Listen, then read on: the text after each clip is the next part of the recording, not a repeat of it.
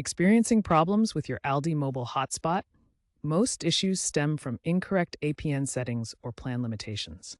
ALDI Mobile, operating on AT&T's network, offers budget-friendly plans, but tethering is often restricted. First, understand that tethering, sharing your phone's data, is supported, but depends on your plan tier. Unlimited plans usually include it, while lower-tier plans have data caps.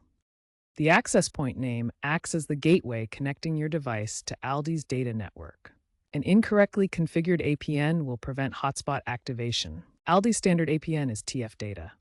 Confirm your plan supports hotspot usage by checking the My ALDI app or calling customer service. Now let's get into solving those issues. First, configure your APN settings. On Android, go to Settings, Network and Internet, Mobile Network, Access Point Names. Add new APN with name ALDI APF data, MMSSeek, HTML, MMSTF.net, MMS proxy equals 3.ms port equals 80. On iOS, find it under Cellular, Cellular Data Options, Cellular Data Network. Next, verify tethering is enabled in the My ALDI app.